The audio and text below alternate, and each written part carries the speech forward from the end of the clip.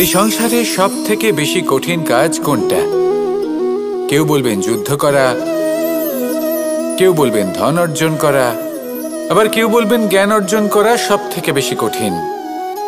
এবার প্রত্যেক ব্যক্তির নিজস্ব অভিজ্ঞতা আছে, আর সেই অনুসারে তার নিজস্ব একটা উত্তর আছে। সাধারণভাবে দেখতে গেলে এই সংসারে সব থেকে কঠিন হলো তপস্যা করা, অর্থাৎ সব কিছু ত্যাগ করে তপস্যায় নিজেকে বিলীন করে দেওয়া। এবার এর থেকে বেশি কঠিন এই সংসারে আর কি বা হতে পারে? এই সংসারে, এই সমাজে নিজের পরিবারের মধ্যে থেকেও ধৈর্য ধরে সামনে অগ্রসর হওয়া, এটা হলো সব থেকে কঠিন কাজ। কারণ যখন আপনি তপস্যা করেন তখন সেখানে আপনার ধৈর্য ভাঙার মতো কেউ থাকেন না, না কোনো বন্ধু, না কোনো আত্মীয়, না কোনো শত্রু, কেউ না। কিন্তু যখন আপনি এই সমাজে, এই পরিবারে থাকেন, কোনো না কোনো ব্যক্তি এসে আপনার ধৈর্যের বাঁধ ভেঙে দেওয়ার ক্ষমতা রাখেন। তারা আপনার ধৈর্যের বাঁধ ভেঙে দেয়, আর কখনো কখনো তারা অনিচ্ছাকৃতভাবেই সেটা করে থাকেন। কারণ তাদের মানসিকতা আপনার থেকে আলাদা, তাদের কর্ম আপনার থেকে আলাদা, তাদের দৃষ্টিভঙ্গি আপনার থেকে আলাদা, জীবন যাপন আপনার থেকে আলাদা। সেক্ষেত্রে আপনি ধৈর্যচ্যুত হন, প্রসন্নতা আপনার থেকে ছিনিয়ে নেওয়া হয়। সেই জন্য এই সংসারে, এই পরিবারের থেকেও ধৈর্য ধরে সামনে অগ্রসর হওয়া কোনো পর্বতের শিখরে গিয়ে তপস্যা করার থেকেও অনেক বেশি কঠিন। আর যে ব্যক্তি এই সমাজেই, এই পরিবারে, সেই সকল মানুষের মধ্যে থেকে গিয়েও ধৈর্য ধরে অগ্রসর হতে থাকেন, যারা এই কাজটা শিখে নিতে পারেন, তারাই কিন্তু জীবনে আনন্দ লাভ করতে পারেন। এই ধৈর্যই শেষে আপনার জীবনে প্রসন্নতা বহন করে আনবে। তাই ধৈর্য ধরে জীবনের পথে অগ্রসর হন, আর আমার সাথে ভালোবেসে বলুন, রাধা রাধা। এই জীবনে তিনটি গুরুত্বপূর্ণ শব্দ আছে যা বোঝা আমাদের কাছে খুব গুরুত্বপূর্ণ, এবং এই তিনটি শব্দের নিজস্ব অর্থ আছে। প্রথম হলো সঙ্গবদ্ধতা, অর্থাৎ একসাথে মিলে কাজ করতে হবে, একসাথে মিলে পরিশ্রম করতে হবে, সামনে এগোতে হবে।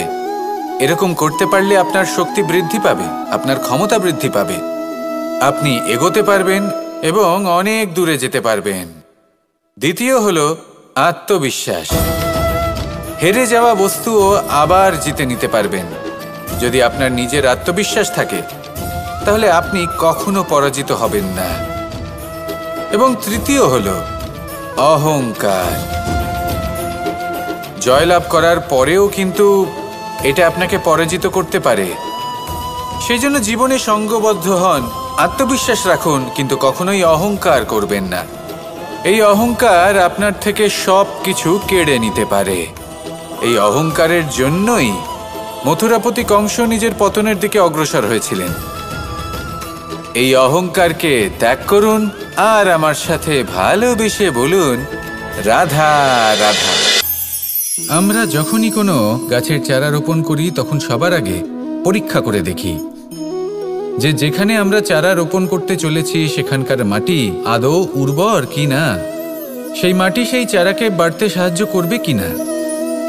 যখন একটা চারা রোপণের আগে আমরা এত কিছু ভাবতে পারি, তাহলে কাউকে বিশ্বাস করার আগে আমরা কেন ভাবি না? জীবনে কখনো এই বিশ্বাসরূপী চারা কোথাও রোপণ করার আগে বোঝার চেষ্টা করুন যে যার ওপর আপনি বিশ্বাস করতে চলেছেন সে কি আদৌ আপনার বিশ্বাসের যোগ্য কি না। ভেবে দেখুন সেই ব্যক্তি ভবিষ্যতে গিয়ে আপনার বিশ্বাস ভাঙতে পারে কি না। এটাও ভেবে দেখুন যে যাকে আপনি বিশ্বাস করতে চলেছেন তাকে আপনি বিশ্বাস করলে নিজের জীবনের উদ্দেশ্যে আপনি অগ্রসর হতে পারবেন কি না। আর তার জন্য প্রয়োজন সঠিক সিদ্ধান্ত, পরখ করা, কোনটা উচিত কোনটা অনুচিত সেটা বোঝা। আর তাতে কিন্তু আপনি সন্দেহবাতিক হবেন না, তাতে আপনি আরো নিপুণ হয়ে উঠবেন। তাই যদি আপনি নিপুণ হয়ে উঠতে চান তাহলে বোঝার চেষ্টা করুন, পরখ করে দেখুন, কোনটা উচিত কোনটা অনুচিত বুঝুন। আর বিশ্বাস তখনই করুন যখন আপনি 100% নিশ্চিত হবেন যে সে বিশ্বাসের যোগ্য। আসুন আমার সাথে ভালোবেসে বলুন, রাধা রাধা। রাধা কখনো কখনো আমার জন্য বড়ই সুগন্ধি আতর নিয়ে আসে, পারিজাত ফুলের মালা নিয়ে আসে আমার প্রসাধন করবে বলে, এবং আমার সব থেকে বেশি প্রিয় মাখন নিজে হাতে বানিয়ে আনে আমাকে নিজে হাতে খাইয়ে দেবে বলে, সবকিছু আমাকে প্রসন্ন করবে বলে। কিন্তু আপনি কখনো ভেবেছেন যে এই আতর কিভাবে বানানো হয়?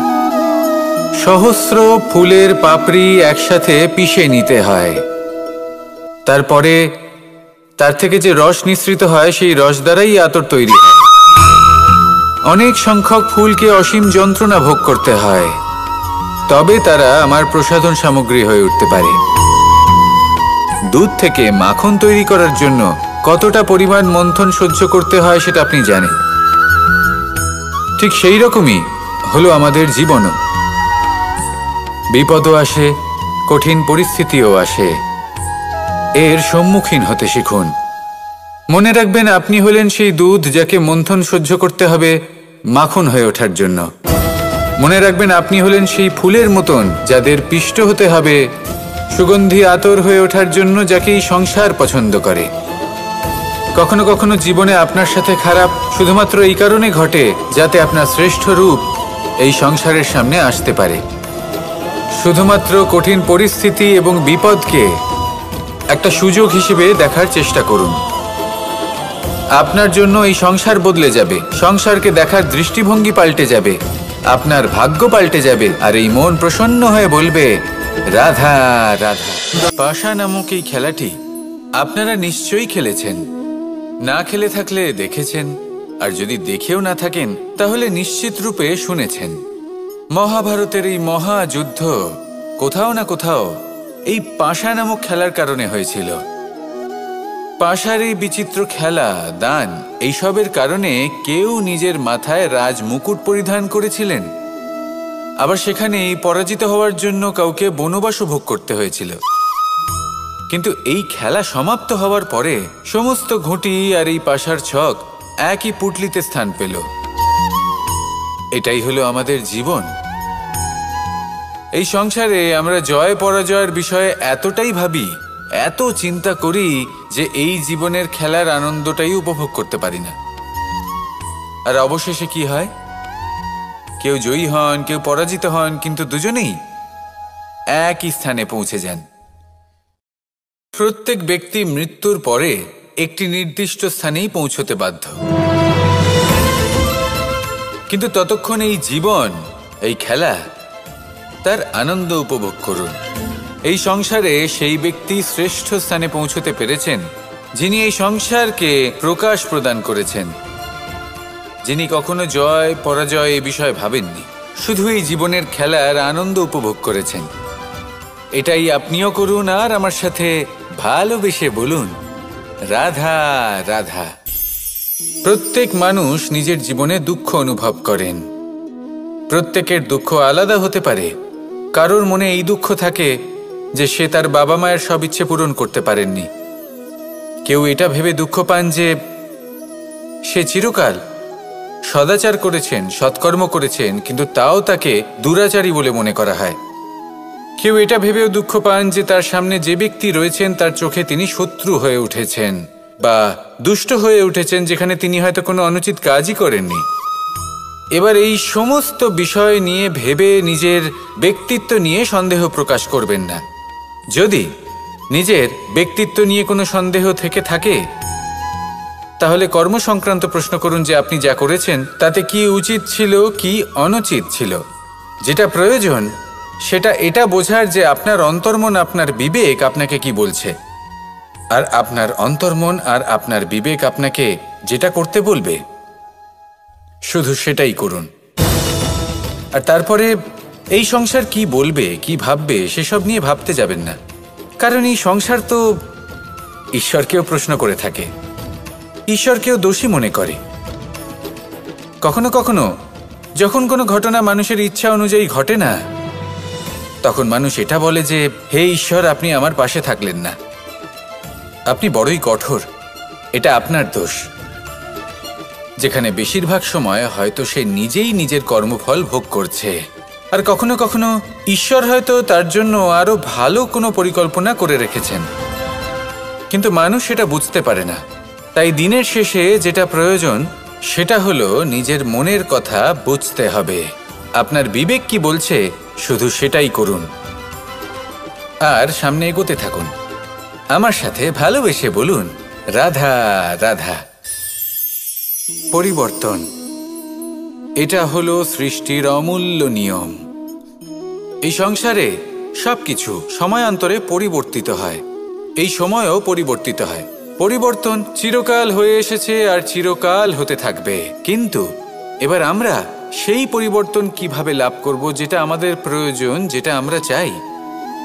আমরা জীবনে বিকাশ চাই। এই বিকাশ কিভাবে লাভ করতে পারি? এই প্রকৃতি কিন্তু আমাদের অত্যন্ত উত্তম উদাহরণ দিয়ে বুঝিয়েছে। একটি বিন্দুর উদাহরণ দিয়েছে যা ভবিষ্যতে একটা বিশাল নদীর আকার ধারণ করে। এটা কিভাবে হয়? মেঘ থেকে একটি বিন্দু ঝরে পড়ে সেই পর্বতের ওপর যেখানে হিম আছে। সেই হিমের সংস্পর্শে আসা মাত্র সেই বিন্দুর সাথে আরও বেশ কিছু বিন্দু যুক্ত হয়।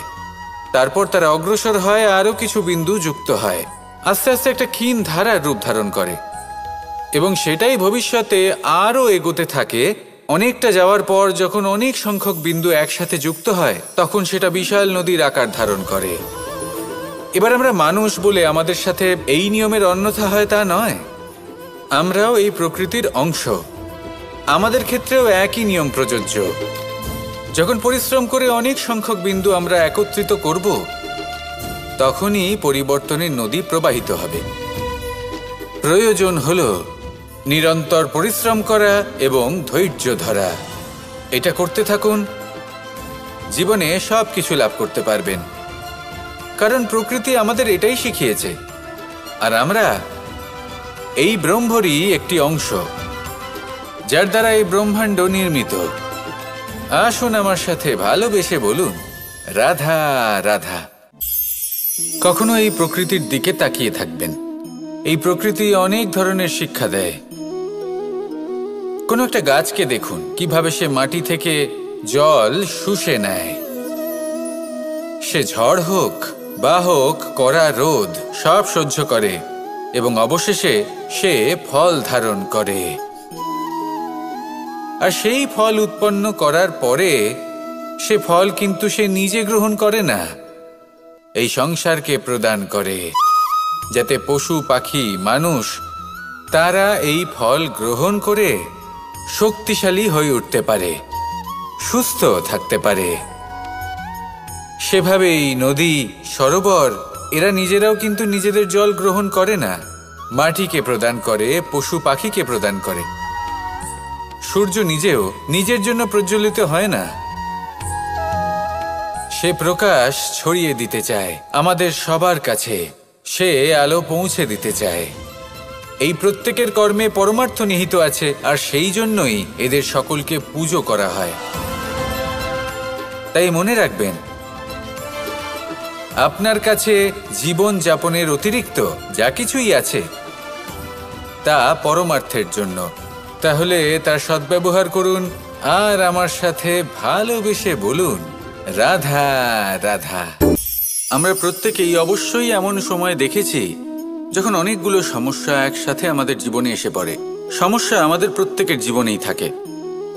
আমরা তার সমাধান খুঁজতে চেষ্টা করি, কখনো সমাধান খুঁজে পাই, আবার কখনো যতই চেষ্টা করি না কেন কোনো সমাধান খুঁজেই পাই না। আর যখন এটা হয় তখন মানুষ অত্যন্ত বিচলিত হয়ে পড়েন। নিজের আত্মীয় স্বজন, নিজের বন্ধু বা সংসার এদের ওপরে এই দোষ চাপিয়ে দেন যে এদের জন্যই এই সমস্যা এসেছে। এবার যদি আমি আপনাকে কোনো পরামর্শ দিই তাহলে এটাই বলবো যে দৃষ্টিভঙ্গি পাল্টে দেখুন। এই দৃষ্টিভঙ্গি দিয়ে দেখুন যে এই সংসারে যে সমস্যায় আসুক না কেন তার জন্য কেউ দোষী নয়, না আপনি না অন্য কেউ। এই পুরো খেলাটাই আপনার মানসিকতা, আপনার দৃষ্টিভঙ্গির, আপনার মনের। কিভাবে বোঝাচ্ছি? যখন আমাদের মন শক্ত থাকে তখন কঠিন থেকে কঠিনতর পরিস্থিতিও আমাদের জীবনে খুব বেশি হলে প্রতিস্পর্ধা হয়ে থেকে যায়। সেখানে যদি আমাদের মন দুর্বল থাকে, তখন অল্প কঠিন পরিস্থিতিও আমাদের কাছে খুব বড় সমস্যা হয়ে যায়, তাই না? একটা শক্ত মন কঠিন পরিস্থিতিকে প্রতিস্পর্ধা হিসেবে দেখে আর তার মধ্যেও একটা সুযোগ খুঁজে নেয়। আমাদের শুধু এটাই করতে হবে। এই সংসারে অন্য কাউকে দোষী মনে করলে আপনার সমস্যা দূর হয়ে যাবে না। সেই জন্য এই সংসারকে দোষ দেওয়ার বদলে এই সমস্যার মূলে চলে যান, সেটাকে বুঝুন, নিজের এই মনকে শক্ত করে তুলুন। যদি আপনার মন শক্তিশালী হয়, তাহলে এই সংসারে অনেক বড় বড় কঠিন থেকে কঠিনতর পরিস্থিতিও যদি আসে, আপনার জীবনে যতই বড় বড় সমস্যা আসুক না কেন, আপনার লক্ষ্য লাভে বাধা দিতে পারবে না। আসুন আমার সাথে ভালোবেসে বলুন, রাধা রাধা। আমরা সবাই পাথর দেখেছি, পর্বতও দেখেছি, শুকনো পাতাও দেখেছি, শ্যামল বনানীও দেখেছি। কখনো ভেবেছেন পাথরের অস্তিত্ব কিন্তু ততক্ষণ পর্যন্ত যতক্ষণ সে পর্বতের গায়ে আটকে থাকে। যখন সেই পর্বত থেকে সেই পাথর ভিন্ন হয়ে যায় ও নিজের অস্তিত্ব হারিয়ে ফেলে। আস্তে আস্তে কখনো পাথর কেটে বা কখনো পিষ্ট হয়ে সেই পাথর আস্তে আস্তে মাটিতে পরিণত হয় এবং পূর্ণরূপে নিজের অস্তিত্ব হারিয়ে ফেলে। এটাই পাতার সাথেও হয়। এই পাতা যতক্ষণ গাছের ডালের সাথে যুক্ত ততক্ষণ তার অস্তিত্ব থাকে। যখনই ডাল থেকে বিচ্ছিন্ন হয়, সেও নিজের অস্তিত্ব হারিয়ে ফেলে। আর এটাই আমাদের সাথেও হয়।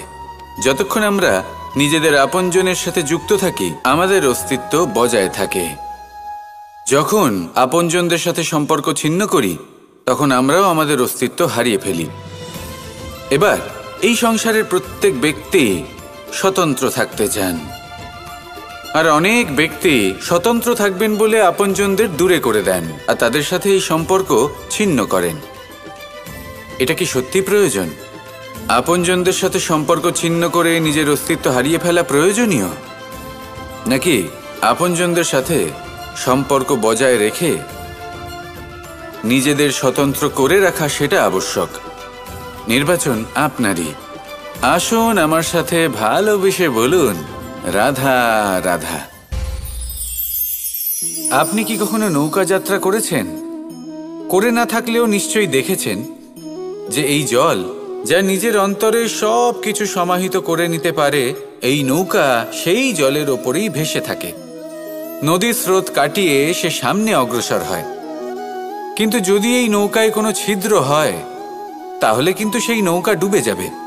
আর এতে কোনো তফাৎ হবে না যে সেই ছিদ্র ছোট নাকি বড়, নৌকা ডুবে যাবে।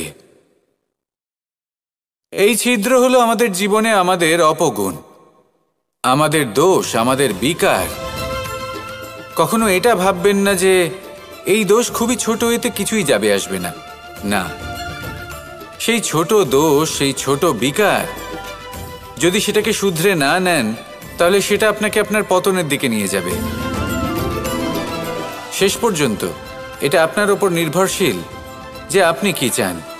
আপনার জীবনের এই নৌকা এভাবেই ডুবে যেতে দেখবেন, নাকি নিজেকে শুধরে নিয়ে সেই নৌকার সেই ছিদ্রটাকে ভরিয়ে তুলতে চাইবেন? নির্বাচন আপনার। আসুন আমার সাথে ভালোবেসে বলুন, রাধা রাধা। জল, জলই পৃথিবীতে বেঁচে থাকার জন্য আবশ্যক তো বটেই, কিন্তু এই জল আমাদের একটা অত্যন্ত গুরুত্বপূর্ণ শিক্ষা প্রদান করে।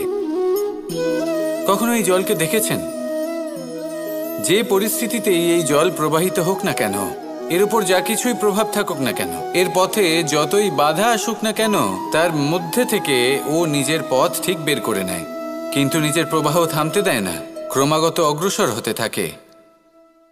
সেরকমই একটা শিক্ষা যেটা আমরা জল থেকে পেয়ে থাকি, তা হলো এটা: আমরা যখন জলের দিকে তাকাই, তখন আমরা নিজের প্রতিবিম্ব দেখি, স্পষ্টভাবে দেখতে পাই। কিন্তু তখনই দেখতে পাই যখন এই জল শান্ত থাকে, স্থির থাকে। যদি এই জল অশান্ত হয়ে থাকে, স্থির না হয়, তাহলে আমরা এতে নিজের প্রতিবিম্ব দেখতে পাই না। এটাই আমাদের মনের সাথেও হয়ে থাকে। যখনই জীবনে কোনো সংকট আসে, যদি আমরা শান্ত মনে, স্থির মনে সিদ্ধান্ত নিই, তাহলে সেটা এমন একটা শীতল সিদ্ধান্ত হবে যেটা আমাদের ভবিষ্যৎকে একটা শ্রেষ্ঠ স্থানে নিয়ে যাবে। যদি এই মন অশান্ত হয়, বিচলিত হয়, পীড়িত হয়, দুঃখিত হয়ে থাকে, রুষ্ট হয়ে থাকে, তাহলে অনেক সময় আমরা এমন সিদ্ধান্ত নিই যেটা আমাদের জন্য অনুচিত প্রমাণিত হয়। যখন আপনি ক্রুদ্ধ ছিলেন বা দুঃখের বশে ছিলেন, তখন অনেক সময় হয়তো এমন সিদ্ধান্ত নিয়েছেন যেটার জন্য ভবিষ্যতে আপনি অনুশোচনা করেছেন। এবার দেখুন, এই আবেগগুলো থেকে আমরা পালাতে পারবো না, কিন্তু এই আবেগগুলো আপনার ওপর কতটা প্রভাব ফেলবে সেটা আমরা অবশ্যই ঠিক করতে পারি। এই মনকে আমরা নিয়ন্ত্রণ করতে পারি। এটাই করুন, চিন্তা করুন, এই মনকে শান্ত রাখুন, স্থির হতে চেষ্টা করুন, আর তারপরে সিদ্ধান্ত নিন। আসুন আমার সাথে ভালোবেসে বলুন, রাধা রাধা। এই সংসারে ভৌতিক বস্তুরও নিয়তি আছে। যারাই এই সংসারে আসে বা উৎপন্ন হয়, তারা কিছুমাত্র সময় পর্যন্তই এখানে থাকতে পারে, আর তারপরে সেও লুপ্ত হয়ে যায়, অর্থাৎ সে নিজেও এই পঞ্চমহাভূতে সমাহিত হয়ে যায়। আমাদের সাথেও ঠিক এটাই হয়। সেই জন্যই ঈশ্বর দ্বারা প্রদত্ত এই উপহারের বিষয়ে ভাবুন, এই জীবনের বিষয়ে ভাবুন। ঠিক যেমন বিশ্বাস ভঙ্গ হলে কোনো ব্যক্তি আমাদের কাছে অপরিচিত হয়ে যান, ঠিক সেরকমই শেষ নিঃশ্বাস ত্যাগের পর এই শরীরও আমাদের কাছে পরই হয়ে যায়। তাই এই শরীর থাকাকালীন শ্রেষ্ঠভাবে একে সদ্ব্যবহার করুন, এই জীবনে শ্রেষ্ঠ কর্ম করুন। আর এই জীবনকে শ্রেষ্ঠভাবে যাপন করার জন্য কিছু কথা বোঝা প্রয়োজনীয়। যদি আপনি কারোর প্রশংসা করেন, তাহলে পূর্ণ হৃদয় দিয়ে করুন। যদি আপনি হস্তক্ষেপ করে থাকেন, তাহলে মস্তিষ্ক দ্বারা করুন। যদি আপনি সমীক্ষা করেন, তাহলে বিবেক দ্বারা করুন। যদি আপনি ধন অর্জন করতে চান, তাহলে নীতি অনুসারে চলুন। যদি জীবনযাপন করতে চান, তাহলে রীতি মেনে করুন। আর যদি ঈশ্বরের ভজন করতে চান, তাহলে ভক্তিভাব নিয়ে করুন। শুধু এই কথা মনে রাখবেন যে আপনার এই জীবন কিন্তু অনিশ্চিত কাল পর্যন্তই আছে। কতক্ষণ আছে সেটা কেউ জানে না। তাই কিছু মুহূর্ত যেটা যাপন করতে আমরা এখানে এসেছি, সেখানে ক্রোধ, অহংকার, ঈর্ষা, এইসব আবেগের কি গুরুত্ব বলুন তো? এগুলো ত্যাগ করুন। মানুষকে ক্ষমা করতে শিখুন, আস্তে আস্তে বিশ্বাস করতে শিখুন। এই সংসারে নিঃস্বার্থভাবে প্রেম করতে শিখুন, আর সবার মধ্যে আনন্দ বিতরণ করুন। তাই এই সব গুণ যদি আপনি আত্মসাৎ করতে পারেন, তাহলে আপনার জীবনে শুধু আনন্দ এবং আনন্দই বিরাজমান হবে। আসুন আমার সাথে ভালোবেসে বলুন, রাধা রাধা রাধা রাধা রাধা রাধা। ধর্মরথের 4টি অশ্ব চালানোর জন্য যিনি সারথি হবেন, তার যে 4টি গুণ থাকা প্রয়োজন, সেই সমস্ত গুণ অর্জুনের মধ্যে উপস্থিত রয়েছে। কর্মের শক্তি রয়েছে, ধর্মের প্রতি আসক্তি রয়েছে, জ্ঞানের অভিব্যক্তি রয়েছে এবং সমর্পণের ভক্তি রয়েছে। নিশ্চিত রূপে ধর্মরথে সারথি হবার জন্য অর্জুনই সব থেকে যোগ্য।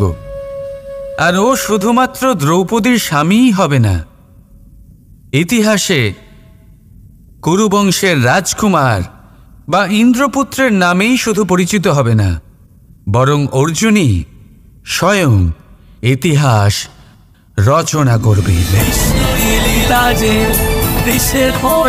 অর্জুনই হবে কৃষ্ণ সারথি, যত্র যোগেশ্বর কৃষ্ণ তত্র পার্থ ধনুর্ধর। তাহলে আসুন আর আমার সাথে ভালোবেসে বলুন, রাধা রাধা।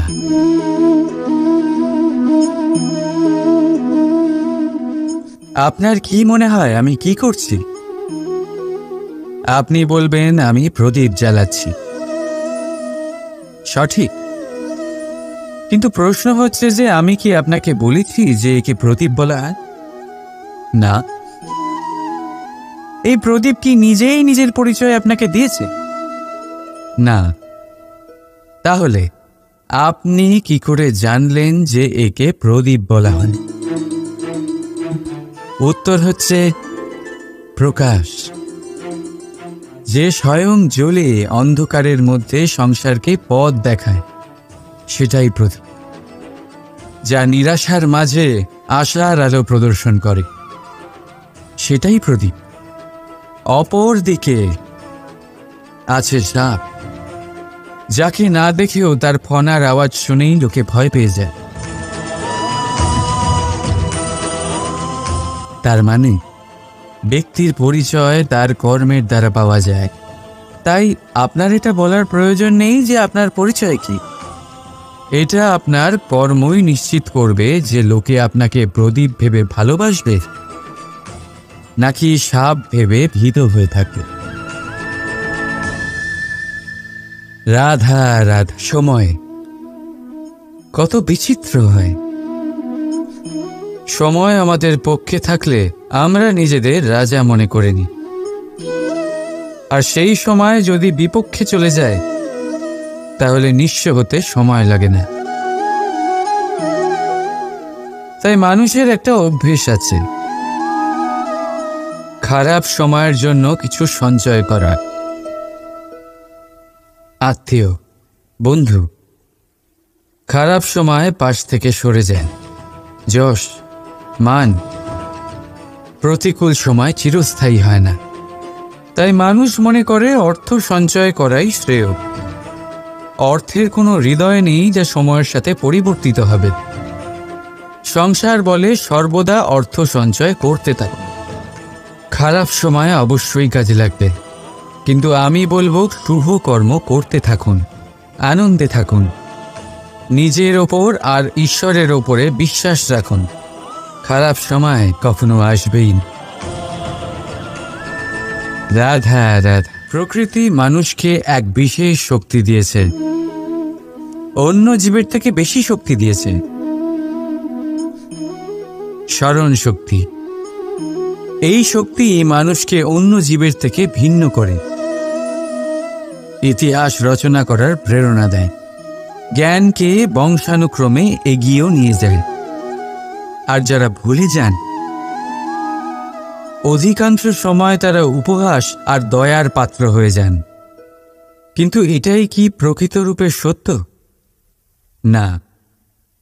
এই স্মরণ শক্তি মানুষের বিকাশের সব থেকে বড় বাধা হয়ে দাঁড়ায়। তার মনকে দূষিত করে দেয়।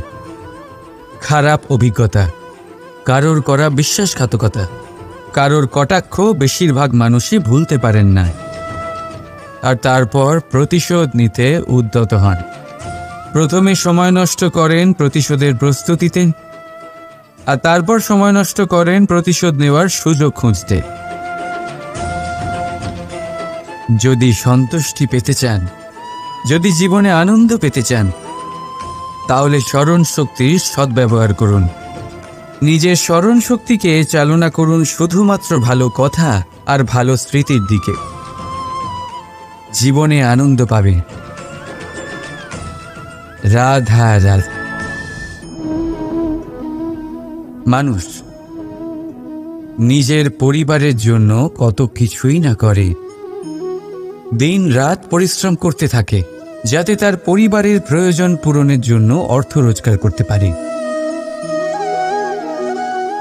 কিন্তু শুধু অর্থ রোজগার করাটাই কি যথেষ্ট? আপনি বলবেন, হ্যাঁ নিশ্চয়ই, অর্থ দিয়ে সব কিছু পাওয়া যায়, বিদ্যা পাওয়া যায়, বাড়ি পাওয়া যায়, ওষুধ পাওয়া যায়, আর কত কিছুই না পাওয়া যায়। এইসব একটা পর্যায় পর্যন্ত সঠিক, কিন্তু একটু মন দিয়ে ভেবে দেখুন, যখন কোনো শিশু অসুস্থ হয়ে পড়ে তখন সে ওই তিক্ত ওষুধ কেন খেয়ে নেয়? এই জন্য কারণ ওর পিতা সেই ওষুধ অর্থ দিয়ে কিনেছে? না, বরং এই জন্য কারণ তার পিতা যে তার সামনে দাঁড়িয়ে, তার ওপরে তার বিশ্বাস আছে।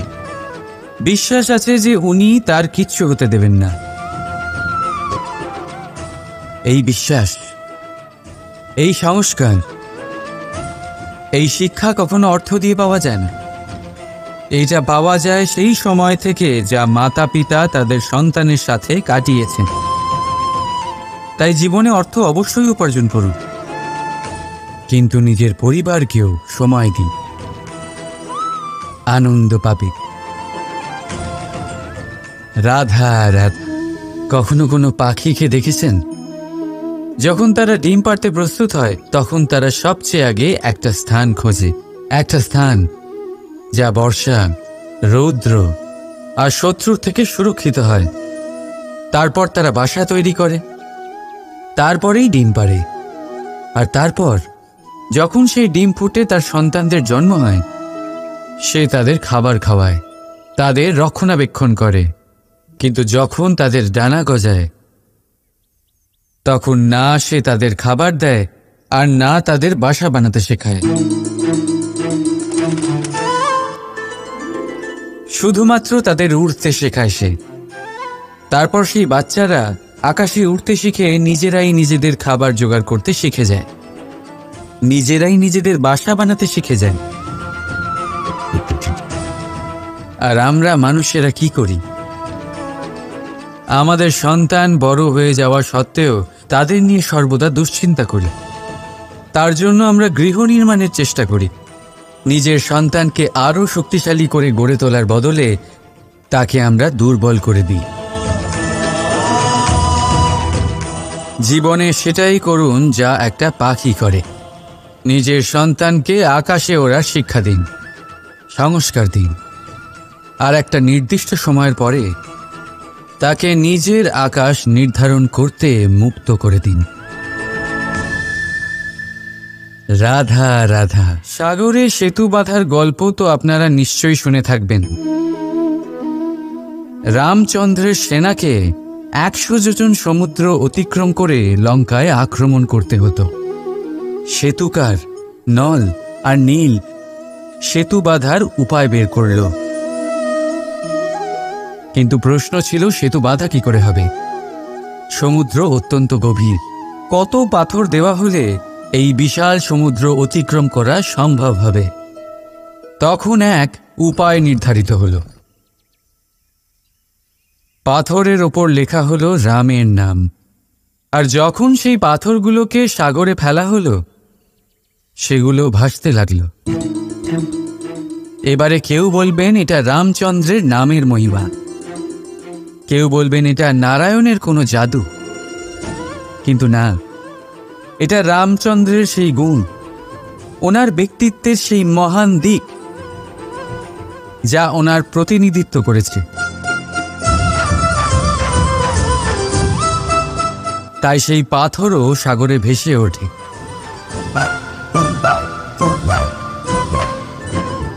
ঠিক সেইভাবেই যেখানে আমরা থাকি না, সেখানে আমাদের গুণ আমাদের প্রতিনিধিত্ব করে। আমাদের নামের শক্তি আমরা নিজেরাই তৈরি করি, আমাদের কর্ম দিই, আমাদের গুণ দিই।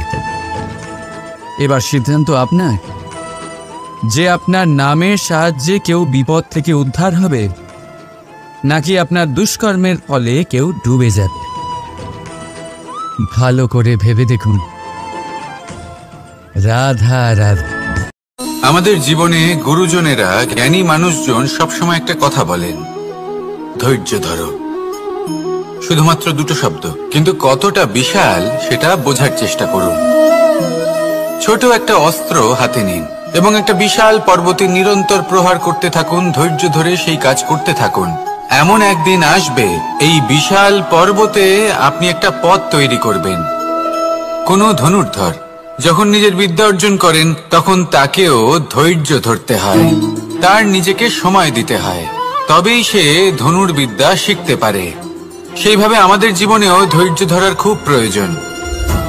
পরিবারে ধৈর্য রাখতে পারলে তাহলে আস্তে আস্তে দেখবেন প্রেম বৃদ্ধি পাচ্ছে। সমাজে যদি ধৈর্য রাখতে পারেন তাহলে আস্তে আস্তে এই সমাজ আপনাকে সম্মান করবে। যদি নিজের জীবনে ধৈর্য রাখতে পারেন তাহলে নিজে থেকেই আত্মবিশ্বাস বাড়বে, নিজের বিকাশ হবে, জীবনে সবই সম্ভব যদি ধৈর্য রাখতে পারেন। হয়তো আস্তে আস্তে হবে, কিন্তু হবে অবশ্যই। শুধু ধৈর্য রাখুন, কারণ ধৈর্যই সব থেকে বড় পুঁজি। আসুন আর আমার সাথে ভালোবেসে বলুন, রাধা রাধা। আমাদের জীবনে যখনই আমরা কোনো বড় দায়িত্বের সম্মুখীন হই, তখন আমরা তার থেকে দূরে পালাই, আর এই অজুহাত দিই যে না না, এত বেশি ভার বহন করার যোগ্যতা আমার নেই, আমি করতেই পারবো না। দেখুন, এই সংসারে ভিন্ন ভিন্ন ধরনের গাছ আছে, ছোট গাছ, বড় গাছ, কিন্তু বটগাছের মতো বড় এবং নিবিড় গাছ আর একটাও নেই। সে নিঃস্বার্থভাবে এই সংসারকে সেবা করে যায়, ছায়া প্রদান করে, শীতলতা প্রদান করে। আর যখন এমন সময় আসে যখন তার ওপর বোঝা অত্যন্ত বেড়ে যায়, সে কিন্তু কোনোভাবেই ভেঙে পড়ে না। তখন সে নিজের নিঃস্বার্থ কর্মের ফল লাভ করে, সেই নিঃস্বার্থ কর্ম যা সে করেছে। তার দেহ থেকে ছোট ছোট ঝুড়ি বার হয় এবং তা কাণ্ডের আকার ধারণ করে। সেই কাণ্ড মাটির কাছে পৌঁছয় এবং তারপর তা বটগাছের সহায়ক হয়ে ওঠে। সে ভেঙে পড়ে যায় না। এইভাবে আপনিও জীবনে নিঃস্বার্থভাবে সবার সেবা করুন, ভালোবাসুন, সবাইকে সাহায্য করুন। যেদিন আপনার ওপর বোঝা অত্যন্ত বেড়ে যাবে, সেদিন এই সব মানুষ আপনাকে সাহায্য করার জন্য আসবেন, আপনার শক্তি হয়ে উঠবেন, আর আপনি বটগাছের মতোই মহান এবং বিশাল হয়ে উঠবেন। আসুন আর আমার সাথে ভালোবেসে বলুন, রাধা রাধা। একটা শব্দ আছে, পরিস্থিতি। অনেক মানুষের মুখে আমরা এই শব্দ শুনি। জীবনে যখন অসফল হই, দুঃখ আসে, সংকট আসে, কোনো বিপদ ঘনিয়ে আসে, তখন সমস্ত দোষ আমরা পরিস্থিতির ওপর চাপিয়ে দিই, আর দেখতে গেলে কোথাও না কোথাও ঠিকই করি। এই পরিস্থিতি প্রত্যেক দিনের মতো পাল্টাতে থাকে, কিন্তু এই দিন, এই রাত, এমন কেউ আছেন যিনি এর উপরেও নিয়ন্ত্রণ সাধন করেন, আর তিনি হলেন সূর্য। ঠিক সেই রকমই আমাদের জীবনেও সূর্য হলো এই মন। যদি এই মনের উপর আমরা নিয়ন্ত্রণ করতে পারি, তাহলে আমরা জীবনকেও নিয়ন্ত্রণ করতে পারবো। প্রথমে এই মনের রাজা হয়ে উঠতে হবে। তাই মনে রাখবেন, যদি মন দুর্বল হয়, তাহলে পরিস্থিতি আমাদের সমস্যা বলে মনে হবে। এই মন যদি স্থির হয়, পরিস্থিতি প্রতিস্পর্ধা বলে মনে হবে। আর এই মন যদি শক্তিশালী হয়ে ওঠে, তাহলে যে কোনো পরিস্থিতি আপনার কাছে একটা সুযোগ মাত্র, এমন এক সুযোগ যাতে অগ্রসর হয়ে আপনি মহান হয়ে উঠতে পারেন।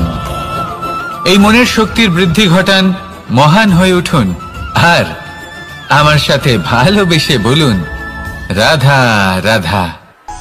খুব সুন্দর একটা কাহিনী আছে। একবার এক ব্যক্তি নিজের অসফলতার জন্য ত্রস্ত হয়ে সময় দেবতার তপস্যা করতে বসলেন। উনি তপস্যা করলেন এবং সময় দেবতা প্রসন্ন হলেন, মানুষের রূপ ধারণ করে ওনার সামনে প্রকট হলেন। এবার সেই ব্যক্তি ওনাকে জিজ্ঞেস করলেন যে কি এমন আছে যার জন্য আপনি বারবার জয়ী হন আর আমি চিরকাল পরাজিত হয়ে থাকি? কেন এত পরিশ্রম করা সত্ত্বেও আমি সাফল্য লাভ করতে পারি না? তখন সময় দেবতা উত্তর দিলেন যে দিন হোক বা রাত, ঝড় হোক বা ভূমিকম্প, রোদ হোক বা বৃষ্টি হোক, সময়ের সূত্রপাত হোক বা প্রলয়, আমি থামি না, আমি চলতেই থাকি। আর সেই জন্য যিনি থেমে যান তিনি পরাজিত হন আর আমি জয়ী হই। এটাই আমাদের শিখতে হবে। জীবনে সবসময় চলতে থাকুন, কখনো থামবেন না। হ্যাঁ, কিছুক্ষণের জন্য বিরতি নিতে পারেন, বিশ্রাম করার জন্য, নিজেকে আরো সশক্ত করে তোলার জন্য, কিন্তু থেমে যাবেন না। নিরন্তর কর্ম করতে থাকুন, পরিশ্রম করতে থাকুন, তবেই এই সংসার আপনাকে মনে রাখবে। আসুন আমার সাথে ভালোবেসে বলুন, রাধা রাধা।